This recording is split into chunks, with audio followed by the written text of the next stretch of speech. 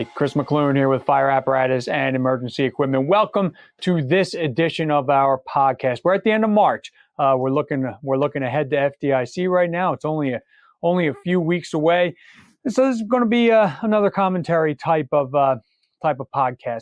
Just have a few points I'd like to make. This week. Just kind of some things I went to and experienced over the last month, and just some thoughts on some other things. So first up, I want to talk a bit about being familiar with the equipment that other localities carry. I'm very lucky where I live. I live where I serve. A fire department with 5, although we're independently chartered, 5 volunteer fire companies, but we have common SOGs when it comes to water delivery, the equipment that we're using for the water delivery, et cetera. So just a few words on that in a little bit. There have been some rig crashes this month. Wanted to focus on one in particular that took place in Pennsylvania. There was actually 2 rigs crashing into each other. Never a good situation. So we're going to talk a little bit about that. A couple of apparatus manufacturers celebrated some milestones this month. First of all, E1, 50th anniversary, 50th year in business. They had an event down in Ocala, Florida, and Sutphen just recently opened up its new Sutphen Urbana plant, which built ground up 185,000 square feet. So a couple of apparatus manufacturers making some noise this month. Then we're going to talk about FDIC, just some points on FDIC. It's coming up. There are still some classes available, so we're going to talk a little bit about that. And then I'm going to dovetail that into what I'm calling being the blueprint. So let's get started. First up, we'll talk a little bit about being familiar with the equipment in other localities, not your own. These days, in this day and age, you could legitimately, not everywhere, but in many places, you could legitimately be called anywhere to go to calls well out of your first due. I know the county that I'm in, Montgomery County, Pennsylvania, we have LDH task forces, we have foam task forces. We have tanker task forces. In fact, I forget off the top of my head, I think there might be 2. There might be a south end and a north end tanker task force. We were trying to put together, just in my area, a rescue company task force. So, really, when you're a part of a task force like that, you could find yourself anywhere in anyone's first due at any time. So now task forces usually train together. Usually we'll get together at least 2 or 3 times a year to train on their different equipment, different procedures, different scenarios. So there's that automatically. But I was watching a video the other day, just yesterday actually, and it came in. It was in my county, so I used this app called Pulse Point. It came in. Saw what it was. It was unfortunately in a region that my radio, because of where I'm at, I couldn't pick up much traffic. But there is a Facebook group that I follow for Montgomery County, Pennsylvania, that's pretty accurate with what's going on at various working jobs around the county. In this case, it was a clubhouse in a 55 and older community. As I was reading the reports that were coming over in this Facebook group, it appeared that, inside, just walking around, smoke condition, nothing more, but they had fire showing. They had fire showing through the roof at one point, and eventually the building was a loss. There were a lot of collapses. So initially, not a lot of visible fire, if any, initially inside, but there's certainly they had smoke coming out of the entire length of the roof line. So anyway, a bunch of, it turned into a second alarm fire. Some of the homes were threatened, but nothing ever came of it. But a fire company that I follow on Facebook and Instagram shared a video of I think they were originally dispatched as a standby at a company, but got called into the scene, and they ended up on a hydrant. And I was looking at the valve that was on the hydrant. And I knew that this particular company, I knew they ran with UMATs, so I was just curious about whether or not they had changed, or maybe they had additional equipment. I wasn't sure. I wasn't sure if they laid the line and were pumping the line, or if the line had been laid from the hydrant and they were just coming in to pump the hydrant. In any event, the video kind of panned from the front and the hydrant around to the rear of the truck. And at the rear of the truck, that was when I realized, okay, they didn't lay the line. The line was still packed, and the UMAT valve, which is what they run with, was still mounted to the rear bumper. But I was thinking about it. I mean, this was an area that this particular company doesn't respond to frequently. They may work with one of these companies, maybe on some of the highways. I'm not sure. But in this case, the valve that was on the hydrant, I paused the video because I'm looking at this thing, trying to figure out how it works. I'm confident that if I was the operator of the apparatus, when I got there initially, I probably would be like, "Uh-oh, that's not a UMAC. Gotta think about this." But I'm confident I would figure out quickly how to make the thing work and how to pump the hydrant and get them the additional pressure that they needed. But it really did reinforce for me, I'm lucky that the township in which I live and in which I respond, 95% of the time, 90% of the time, we have 5 fire companies. We have standard operating guidelines that, although we are individual companies and operate, like we buy our own trucks, we do this, we do that, we have our own internal bylaws, some of our own standard operating procedures, but we do have some guidelines that are township wide that govern, our water supply operations and things like that. And we're always responding with each other, always training with each other. 9 times out of 10, if one of us gets a new piece of equipment that the others do not have, we will all get together on a fire school night and go over that new piece of equipment. So we're lucky in that respect, but at any time we could respond to one of these other places.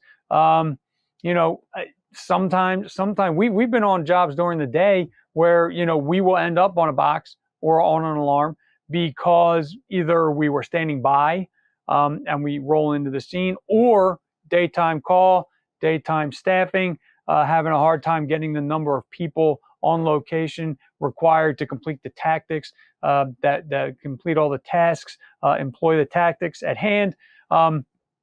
We end up going somewhere where we haven't really run with these people before. So with these companies before. So it's all the same, it's all the same goal, get water on the fire. But sometimes the equipment that we're using to do that, is not what we're familiar with. So really, getting to know those other locales that you could be called into to ensure that when you get there, there is no delay in supplying water, in boosting a hydrant, pumping a hydrant, things of that nature. So I know that's sort of a common sense kind of a thing, and most of us do it, but it certainly always bears a reminder. And just that yesterday kind of made me think about that. So rig crashes. There have been a few this month. Now, understandably, we are far more aware of rig crashes when they happen than we have been in the past because of the World Wide Web and news that we get. Any number of newsletters, any number of news feeds. You can Google it. You can find all kinds of information on a social media. Certainly. There was a crash in Pennsylvania during the month of March, and it was 2 rigs responding, as I understand it, to a working job, and one did not adhere to or did not obey the red signal to stop at the intersection, and the 2 of them ended up two rigs coming from. We'll just say one north-south, one east-west, met in the intersection, hit each other. Now, both of those rigs were out of service. It did injure, I believe, about 6 firefighters. These are, again, it just bears a reminder that, it's incumbent upon the driver of a rig to maintain some self-control, It is not easy when the adrenaline gets pumping, and especially when the guy riding the seat's got the cue all wound up, man, you are you are raring to go. You are raring to get there. But I'm always brought back to in my own career where I was a very, very new driver. It was not a call where we weren't responding to a working job, but it was kind of one of those where we were at one, got dispatched to another, just a fire alarm. I think it was up at a Dunkin' Donuts. And there was a close call where, I should have come to the complete stop. I was young. I was new. I did not come to the complete stop. And there was a driver who could not see the fire truck coming.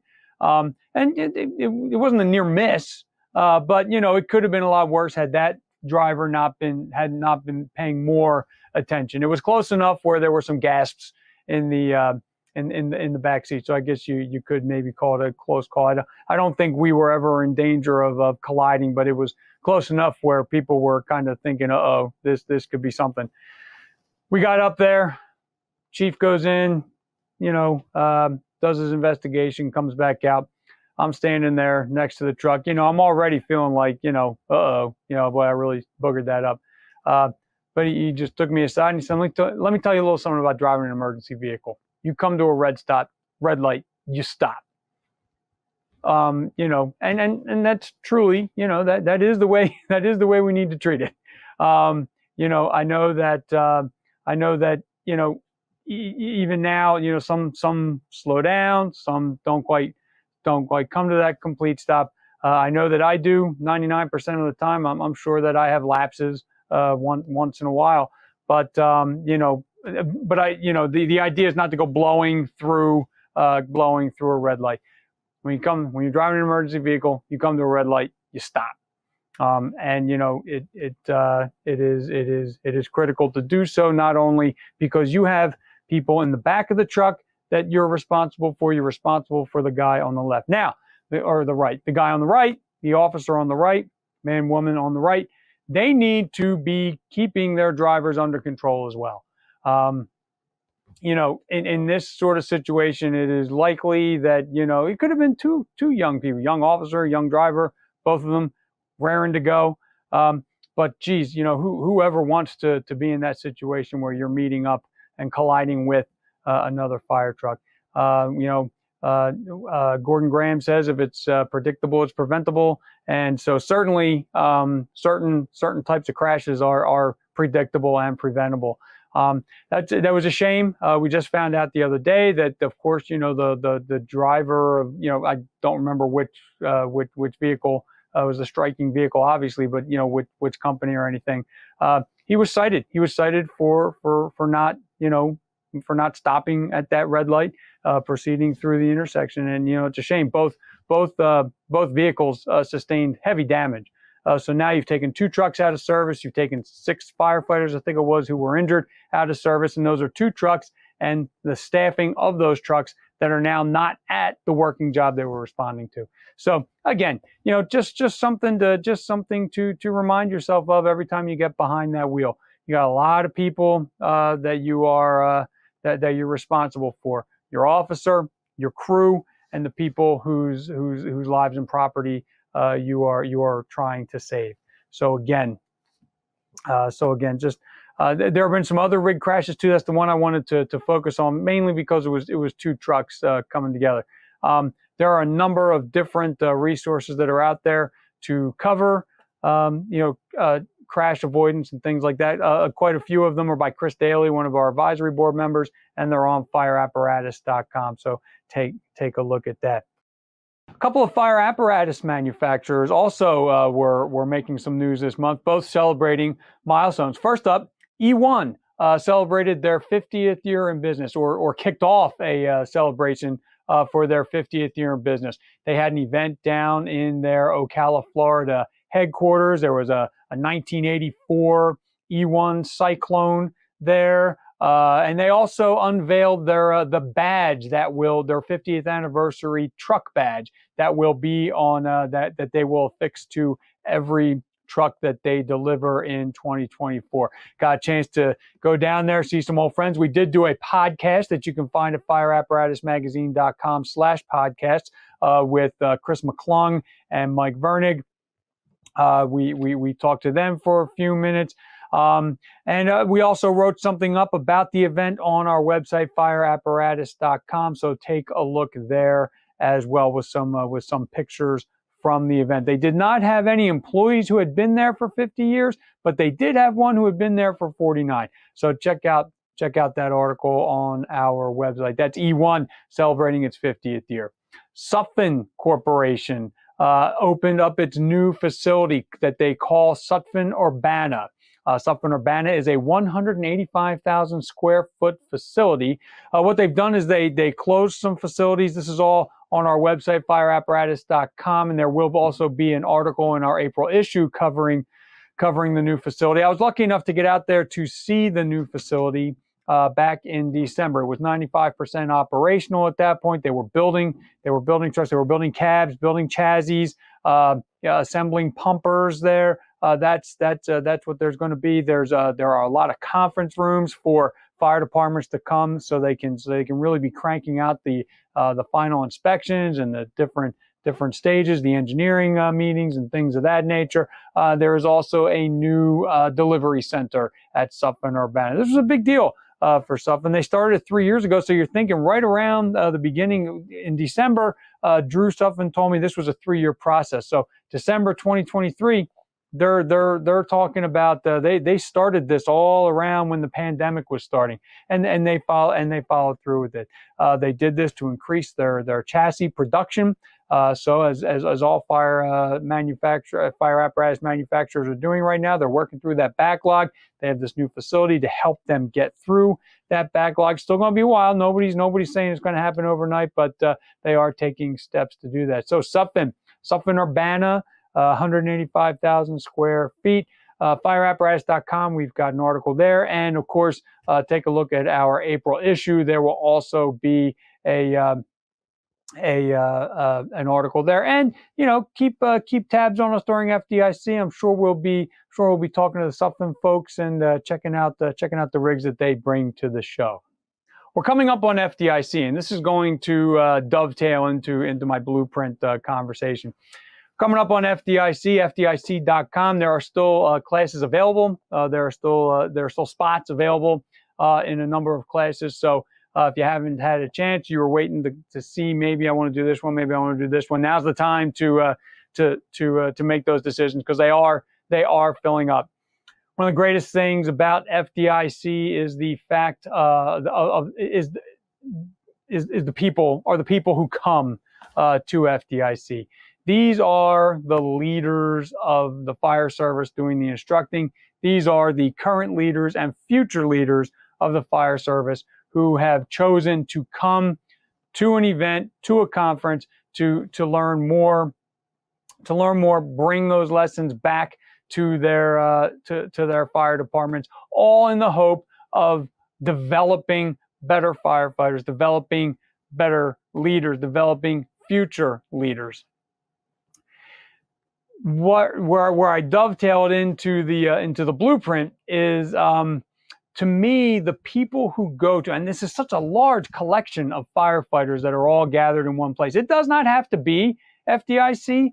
There are a number of training events that are taking place every weekend, every day, all around the country.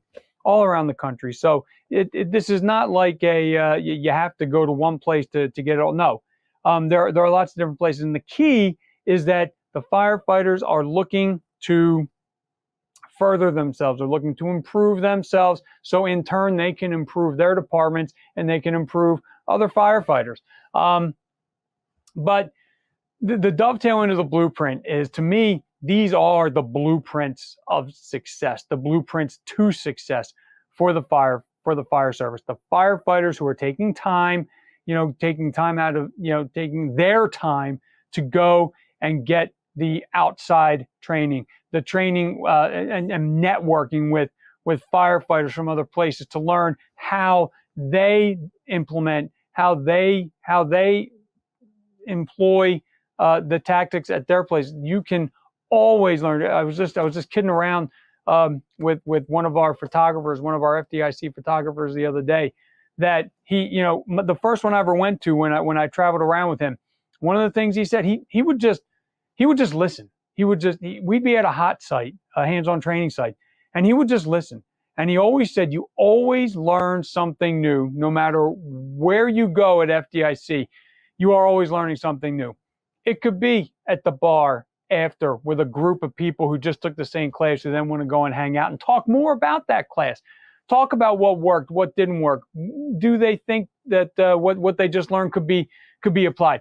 My fire company sent some guys to FDIC one year, and the stuff that they took, they liked it. They thought it was quality, but they said that particular class, they took a number of classes, but that particular one, it just didn't fit. But they felt good knowing about it and knowing and trying to, it could be something that's sort of a la carte where you can pick part of it and implement it back home. Anyway, these are the blueprints of the fire service. And my call that I put out to all firefighters this month is be the blueprint. I wrote an editorial recently about that, and it was about it was connecting my son and his wrestling to the firehouse. That's how my son Ian put it, because I was having trouble coming up with the topic for the editorial. And there was another time a bunch of years ago, all my kids were young, and I turned to them and I said, what should I write about, boys? And they gave me some ideas. And he's the one who said, he just stopped. We were in the car together, and he said, write about Sean, who's another one of my kids. Write about Sean and his wrestling and apply it to the firehouse. And that's how I did it. My son's nickname from his coaches, he's been dubbed the Blueprint. He follows directions. He takes the training. He listens. And he has been successful over time because he has done those things. Think about FDIC. We're taking time to travel, to go somewhere else, to get more. Sean, gosh, he was not only training at school. There were 2 other places he would go to. There was stuff he did during the summer. There was stuff he did during the off season to prepare himself, again for the upcoming wrestling season. And he was doing that on his own. He was encouraged by his coaches, but he was doing it on his own. Our leaders, they encourage us always to seek out training from different sources.